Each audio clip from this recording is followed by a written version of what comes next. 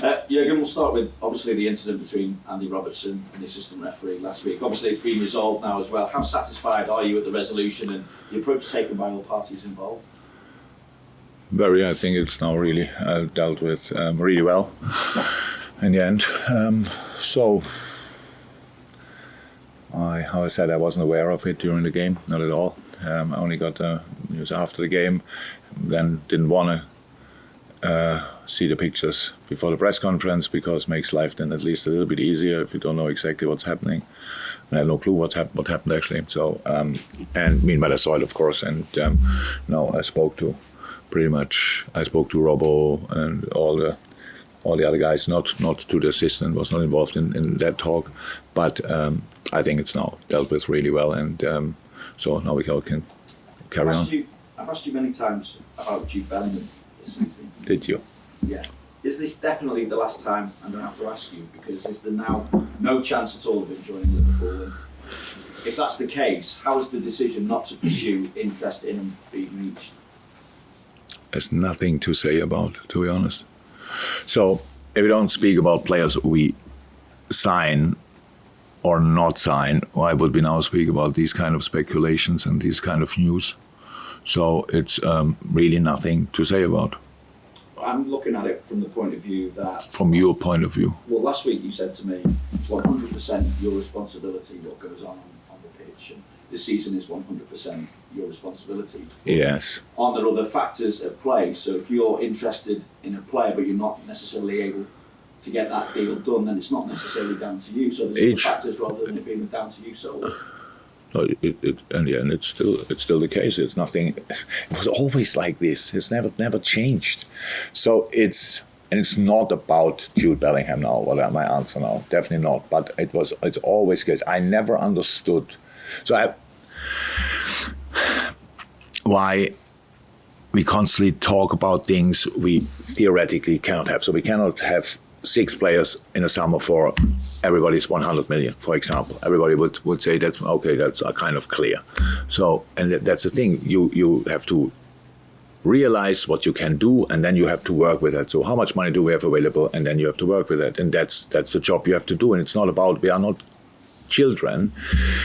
When I ask a 5-year-old at Christmas, what do you want for Christmas? And I tell you, I want to have, I don't know, a Ferrari.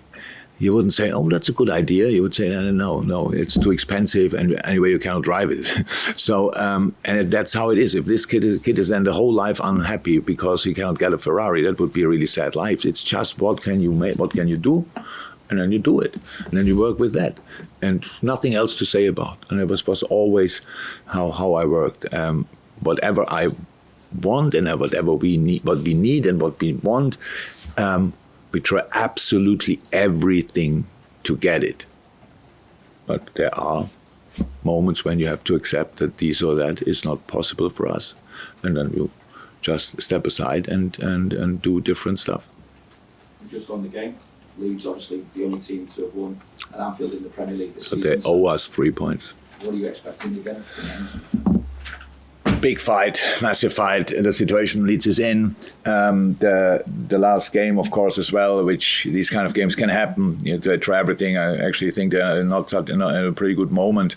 But in that game, they got a proper knock. That's clear because Magic, Roy is back, and the saviour of Palace, unbelievable. And Palace, anyway, is a really good team.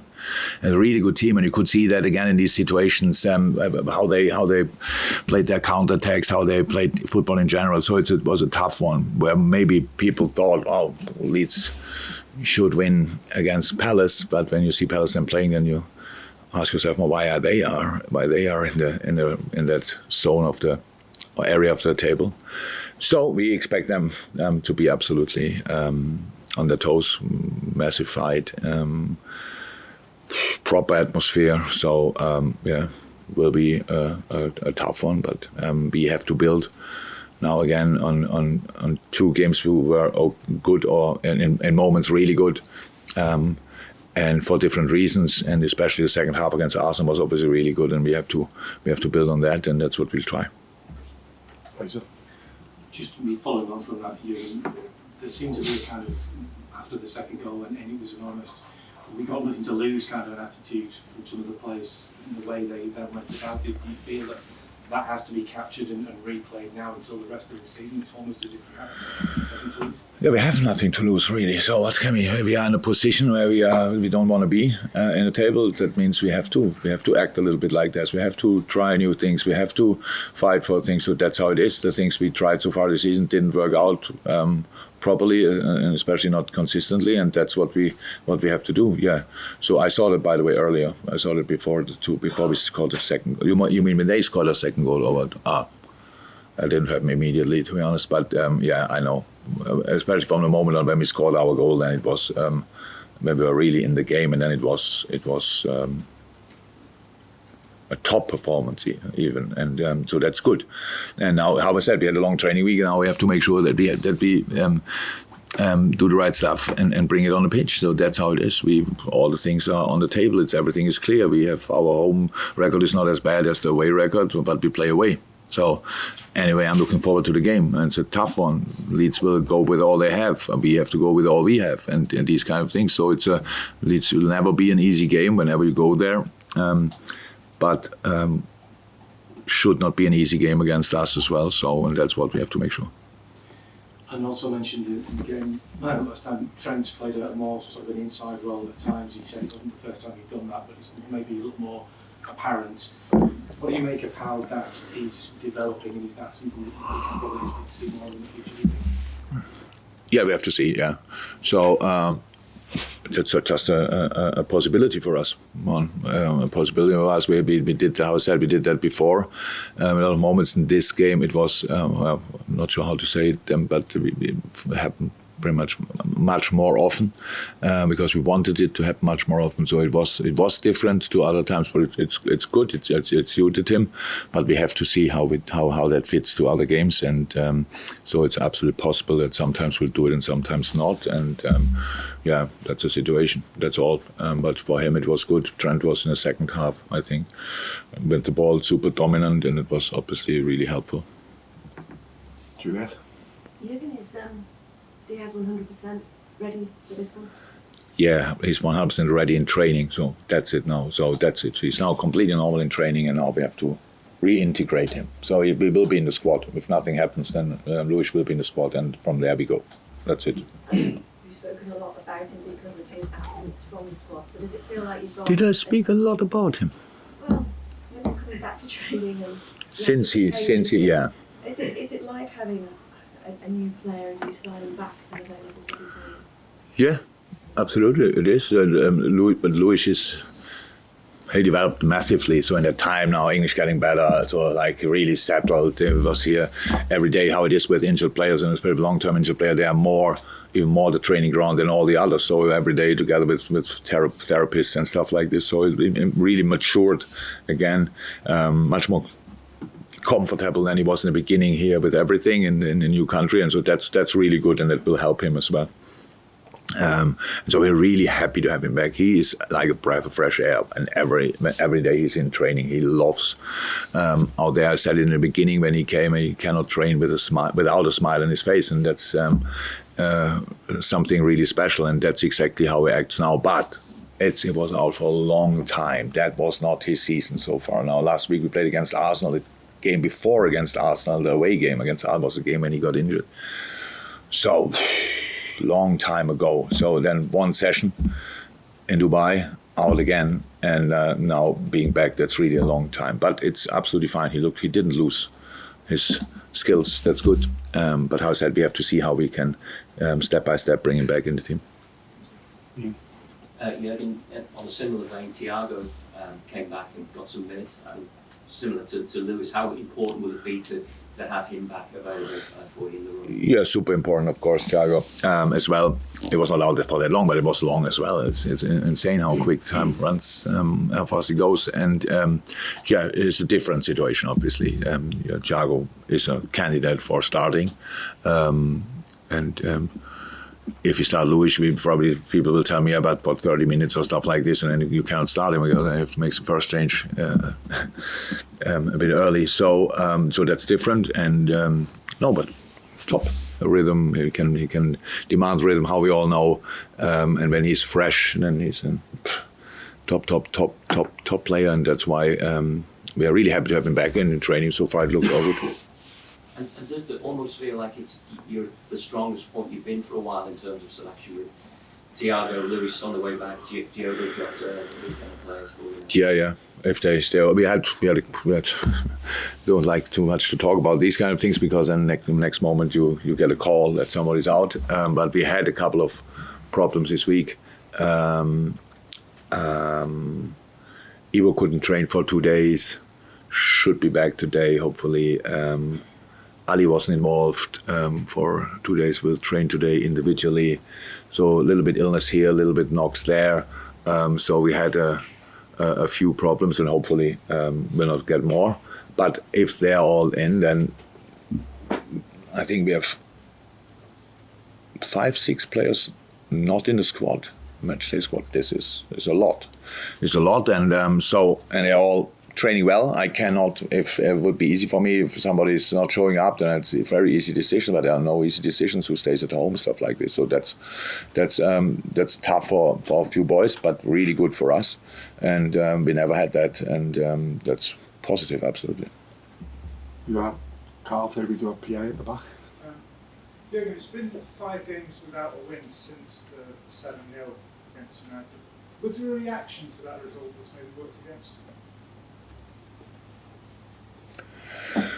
We played the game after United was Bournemouth, wasn't it?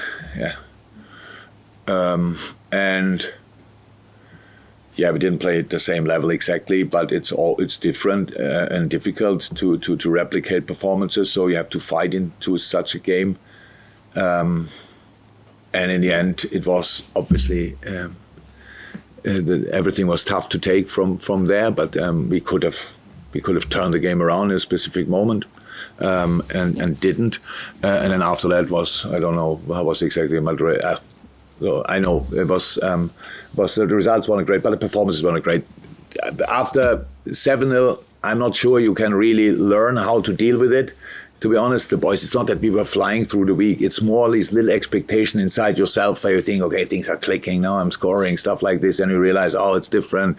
Things are not going that well today. So winning 2-0 and 5 times in a row is much better than having these because it was a super strange season. I think we all agree it's not our best season, but the 2 highest results in our history. So absolutely strange. So it always shows, okay, they can do that.